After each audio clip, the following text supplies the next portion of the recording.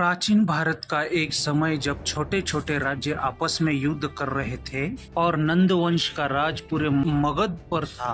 उस समय जन्म हुआ एक ऐसे वीर बालक का जिसने भारत के इतिहास को नया मोड़ दिया। ये कहानी है चंद्रगुप्त मौर्य की। चंद्रगुप्त एक साधारण परिवार में जन्मे थे, लेकिन उनकी आंखों में राजाओं जैसा सपना था।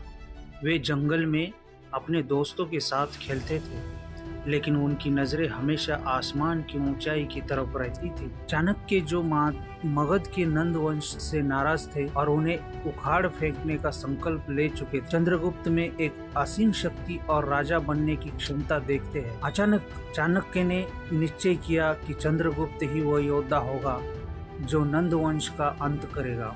आचार्य चाणक्य ने चंद्रगुप्त को केवल शस्त्र विद्या ही नहीं बल्कि राजनीति और नीति की भी गहरी शिक्षा दी। वे जानते थे कि एक सच्चा राजा केवल तलवार के दम पर नहीं बल्कि बुद्धि से भी राज्य करता है। वर्षों की तैयारी के बाद चंद्रगुप्त और चाणक्य ने नंदवंश के खिलाफ अपनी पहली रणनीति बनाई। यह लड़ाई सिर्फ सत्ता की नहीं थी बल्कि एक नए युग की शुरुआत थी। यह तो सिर्फ शुरुआत थी, चंद्रगुप्त मौर्य का सफर अभी लंबा था। वे नंदवंश को पराजित करके एक ऐसे मौर्य समाज की नींव रखने वाले थे जिसका नाम सदियों तक लिया जाएगा। आइए हम जाने चंद्रगुप्त मौर्य के अद्वितीय जीवन की और भी कहानियां, उनकी वीरता, उनकी कूटनीति और एक महान साम्राज्य के निर्माण की। अगले अध्याय में हम जानेंगे कैसे चंद्रगुप्त ने चाणक्य के मार्गदर्शन में इतिहास की सबसे बड़ी विजय प्राप्त। चंद्रगुप्त मौर्य की महान यात्रा को जानने के लिए हमारे चैनल को सब्सक्राइब करें।